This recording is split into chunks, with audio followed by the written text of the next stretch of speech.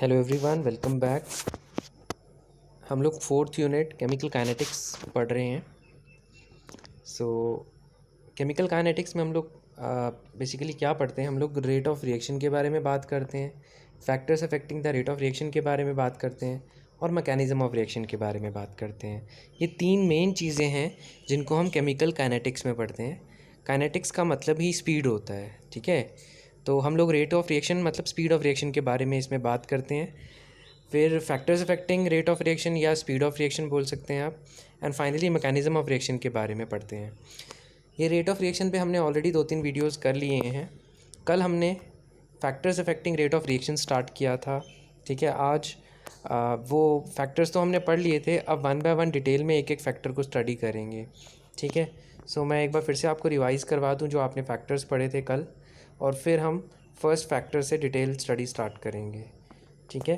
Factors affecting rate of reaction, इसमें first factor हमने पढ़ा था कॉन्सेंट्रेशन ऑफ रिएक्टेंट, और इसके बारे में हमने ये पढ़ा था कि जैसे जैसे आप कॉन्सेंट्रेशन ऑफ रिएक्टेंट बढ़ाते हैं, कॉन्सेंट्रेशन मतलब अमाउंट ऑफ रिएक्टेंट बढ़ाते हैं, वैसे वैसे रिएक्शन की स्पीड बढ़ती है, ठीक है। सेकेंड फैक्टर हमने देखा था टेम्परेचर, जैसे जैसे आप लोग टेम्परेचर बढ़ाते हैं वैसे स्पीड भी वैसे वैसे बढ़ती है, मतलब टेम्परेचर बढ़ाओगे तो स्पीड भी बढ़ेगी, ठीक है। स्पीड ऑफ रिएक्शन बढ़ जाएगी टेम्परेचर बढ़ाने से। देन हम लोगों ने बात की थी नेचर ऑफ रिएक्टेंट के बारे में। इसमें ये सिंपल ही था, कुछ रिएक्टेंट जल्दी रिएक्ट करते हैं और कुछ देर से रिएक्ट करते हैं। जैसे सोडियम वाटर के साथ बहुत जल्दी रिएक्ट करता है, बट आयरन वाटर के साथ थोड़ा स्लो रिएक्ट करता है। सरफेस एरिया के बारे में पढ़ा था। सरफेस एरिया में यही पढ़ा था कि जैसे जैसे सरफेस एरिया बढ़ाते हो वैसे रिएक्शन की स्पीड बढ़ेगी। सरफेस एरिया बढ़ाने के लिए हम क्या करेंगे, जैसे सॉलिड वुडन लॉग है उसको स्मॉल पीसेस में अगर ब्रेक कर दें तो वो जल्दी फायर कैच करेगा as compare to solid wooden log. Similarly अगर आप पाउडर्ड फॉर्म में मार्बल लेते हैं तो वो जल्दी रिएक्ट करता है as compare to solid form में अगर आप मार्बल लेते हैं, ठीक है। ये भी हमने पढ़ा था। देन इसके बाद नेक्स्ट पॉइंट में हम लोगों ने प्रेजेंस ऑफ कैटलिस्ट के बारे में बात की कि अगर आप कैटलिस्ट यूज़ करते हैं तो रिएक्शन की स्पीड बढ़ जाती है, ठीक है। देन रेडिएशन के बारे में बात की। फोटोकेमिकल रिएक्शन में क्या होता है, लाइट सप्लाई करेंगे तो रिएक्शन होगी, अदरवाइज़ रिएक्शन नहीं होगी। तो हम बोल सकते हैं कि लाइट रिएक्शन के लिए बहुत ज़्यादा ज़रूरी है, स्पेशली फ़ोटोकेमिकल रिएक्शन के लिए। देन फिर फाइनली हमने फिज़िकल स्टेट के बारे में बात की। हमने देखा कि रिएक्टेंट्स सॉल्यूशन फॉर्म में या फिर गैशियस फॉर्म में जल्दी रिएक्ट करते हैं as compare to solid reactants, ठीक है। तो ये हमने ऑलरेडी डिस्कस कर लिया था। आज हम लोग फर्स्ट फैक्टर जो था आपका कॉन्सेंट्रेशन ऑफ रिएक्टेंट, उसको डिटेल में स्टडी करेंगे। कॉन्सेंट्रेशन ऑफ रिएक्टेंट का मतलब है अमाउंट ऑफ रिएक्टेंट, ठीक है। तो हम लोग बेसिकली एक रिलेशनशिप करने वाले हैं रेट ऑफ रिएक्शन और कॉन्सेंट्रेशन ऑफ रिएक्टिंग स्पीशीज़ के बीच में। रेट ऑफ रिएक्शन और कॉन्सेंट्रेशन ऑफ रिएक्टेंट्स में हम लोग बेसिकली एक लॉ पढ़ने वाले हैं। लॉ का नाम है लॉ ऑफ मास एक्शन, ठीक है। लॉ ऑफ मास एक्शन की स्टेटमेंट देखिए, at a given temperature the rate of chemical reaction is directly proportional to the product of molar concentration of reacting species raise to the power equal to their stoichiometric coefficient, ठीक है। इसका क्या मतलब है, मैं एक reaction की help से आपको एक्सप्लेन करता हूँ इसका meaning. Law of mass action हमें रिएक्शन के रेट के बारे में बताता है, ठीक है। लॉ ऑफ मास एक्शन हमें रिएक्शन के रेट के बारे में बताता है। फर्स्ट ऑफ ऑल ये एक थ्योरेटिकल लॉ है, मतलब इसका कोई एक्सपेरिमेंटल प्रूफ नहीं है, और आगे जाके आप देखेंगे कि इस लॉ में लिमिटेशन भी आएंगी, वो हम आज ही डिस्कस कर लेंगे। Law of mass action rate के बारे में बताता है एक बात, और ये क्या बोलता है कि रेट किसके डायरेक्टली प्रोपोर्शनल है, कॉन्सेंट्रेशन ऑफ रिएक्टेंट, ठीक है। जितने भी रिएक्टेंट्स हैं उनकी कॉन्सेंट्रेशन का प्रोडक्ट, ठीक है। और रिएक्टेंट की पावर में आपने उनके कोफिशिएंट लेने हैं। देखो ये जनरल रिएक्शन है, A plus B plus C gives us product. यहाँ पे ए बी और C, capital A B C reactants हैं, और small A small B small C ये कुछ नंबर्स हैं जिनको आप स्टोइकियोमेट्रिक कोफिशिएंट बोलते हैं, जो रिएक्शन को बैलेंस करने के लिए यूज़ होते हैं, ठीक है। अगर ये आपने रिएक्शन लिया है तो इसका रेट कैसे निकलेगा, जो भी रिएक्टेंट हैं उनकी कॉन्सेंट्रेशन का प्रोडक्ट करना है, मतलब square bracket A concentration of A multiply by square bracket B concentration of B multiply by concentration of C, ठीक है। स्क्वायर ब्रैकेट सी मतलब कॉन्सेंट्रेशन ऑफ सी। और अगर यहाँ पे कोफिशिएंट हैं, जैसे यहाँ पर ए बी सी हैं, तो जिसका कोफिशिएंट जो जिसका कोफिशिएंट है वो उसकी पावर में चला जाएगा। जैसे ए का कोफिशिएंट क्या है, स्मॉल ए, तो ए की कॉन्सेंट्रेशन की पावर में स्मॉल ए, बी की कॉन्सेंट्रेशन की पावर में स्मॉल बी, और सी की कॉन्सेंट्रेशन की पावर में स्मॉल सी। ठीक है, तो rate of reaction law of mass action के अकॉर्डिंग किसके डायरेक्टली प्रोपोर्शनल होता है, रिएक्टेंट की कॉन्सेंट्रेशन। ठीक है, रिएक्टेंट्स लेने हैं, उनकी कॉन्सेंट्रेशन लेनी है, और कॉन्सेंट्रेशन की पावर क्या लेनी है, जो उनके स्टोइकोमेट्रिक कोफिशिएंट है। ठीक है, तो जितने भी रिएक्टेंट्स हैं उनकी कॉन्सेंट्रेशन का product raise to the power their stoichiometric coefficient. ठीक है, तो जो भी रिएक्टेंट है उनकी स्टोइकोमेट्रिक कोफिशिएंट को उनकी पावर में रखो और उन रिएक्टेंट की कॉन्सेंट्रेशन का प्रोडक्ट कर दो। बहुत सिंपल सा है, A raise to the power A, B raise to the power B, C raise to the power C. अब यहाँ पे प्रोपोर्शनैलिटी का साइन है। प्रोपोर्शनैलिटी का साइन को अगर इक्वल टू में चेंज करना है तो हमें कांस्टेंट यूज़ करना पड़ता है, और यहाँ जो हमने कांस्टेंट यूज़ किया है वो है कैपिटल के। ओके, मैं फिर से रिपीट कर दूँ, यहाँ प्रोपोर्शनैलिटी का साइन है, प्रोपोर्शनैलिटी का साइन था, उसको अगर आपने रिमूव करना है तो आपको क्या लगाना पड़ेगा, उसको रिमूव करके हम इक्वल टू लगा सकते हैं with the help of a constant. तो हमने कांस्टेंट लिया है के। अब इस के बारे में बात करते हैं। के को हम बोलते हैं रेट कांस्टेंट या फिर वेलोसिटी कांस्टेंट या स्पेसिफिक रेट कांस्टेंट। ठीक है, आप इसको कुछ भी बोल सकते हैं, रेट कांस्टेंट, वेलोसिटी कांस्टेंट या स्पेसिफिक रेट कांस्टेंट। इसका सबसे ज़्यादा कॉमन नेम रेट कांस्टेंट ही है, तो हम वही वर्ड बार बार यूज़ करेंगे आगे, रेट कांस्टेंट। ओके, सो अब हम क्या करेंगे, हमने रेट कांस्टेंट के की डेफिनेशन निकालनी है। तो डेफिनेशन कैसे निकालेंगे, यहाँ जितने भी रिएक्टेंट्स हैं अगर उनकी कॉन्सेंट्रेशन हम 1 मान लें तो देखिए क्या होगा। इन सब की कॉन्सेंट्रेशन अगर आप 1 मान लेते हो, ए अगर 1 है, उसकी पावर ए, 1 की पावर ए 1 ही रहेगी, 1 की पावर कुछ भी लगा दो 1 ही रहती है, 1 की पावर बी भी 1 ही रहेगी, 1 की पावर सी भी 1 ही रहेगी। तो रेट किसके इक्वल आ जाएगा, के इंटू 1 इंटू 1 इंटू 1। ठीक है, के को अगर इन 1 से मल्टीप्लाई कर भी दो तो के ही रहेगा, यानी रेट किसके इक्वल आ जाता है, के इक्वल आ जाता है। कब, जब आप कॉन्सेंट्रेशन ऑफ रिएक्टेंट 1 मोल पर लीटर ले लेते हैं। कॉन्सेंट्रेशन की यूनिट ही मोल पर लीटर है, कॉन्सेंट्रेशन मोलैरिटी में लिया है आपने, मोलैरिटी की यूनिट मोल पर लीटर है। तो जब आप कॉन्सेंट्रेशन 1 मोल पर लीटर मान लेते हैं तो रेट किसके इक्वल आ जाएगा, रेट कांस्टेंट के इक्वल आ जाएगा। तो डेफिनेशन भी यही है, rate constant is defined as rate of reaction when molar concentration of each reactant is unity और 1 मोल पर लीटर। यूनिटी का मतलब 1। ठीक है, जब जितने भी रिएक्टेंट है उनकी कॉन्सेंट्रेशन 1 हो जाएगी तो आपका रेट कांस्टेंट किसके इक्वल आ जाएगा, रेट के इक्वल आ जाएगा। तो ये रेट कांस्टेंट की डेफिनेशन थी। तो अभी तक आपने 2 चीज़ें पढ़ी, एक law of mass action. Law of mass action क्या बोलता है, लॉ ऑफ मास एक्शन एक थ्योरेटिकल रेट लॉ है, और ये क्या बोलता है, ये बोलता है कि रेट डायरेक्टली प्रोपोर्शनल है। जो भी रिएक्टेंट है उनकी कॉन्सेंट्रेशंस लेनी है आपने, उनका प्रोडक्ट करना है, लेकिन कॉन्सेंट्रेशन की पावर में क्या लिखने हैं, उनके स्टोइकोमेट्रिक कोफिशिएंट। जो भी आपकी रिएक्टेंट्स हैं उनकी कॉन्सेंट्रेशन की पावर में स्टोइकोमेट्रिक कोफिशिएंट लेने हैं और सारी कॉन्सेंट्रेशन का प्रोडक्ट कर लेना है। आपका रेट जो है इस टर्म के डायरेक्टली प्रोपोर्शनल आएगा। प्रोपोर्शनलिटी का साइन हटाओगे, कांस्टेंट आ जाएगा, नाम है रेट कांस्टेंट के। ठीक है, रेट कांस्टेंट के को डिफाइन करना है, सारे जो भी रिएक्टेंट की कॉन्सेंट्रेशन है उनको 1 यूनिट मान लो, 1 मोल पर लीटर, तो आपका रेट किसके इक्वल आ जाएगा, के इक्वल आ जाएगा। यही डेफिनेशन हमने लिखी है। अब रेट कांस्टेंट के कुछ कैरेक्टरिस्टिक्स हैं।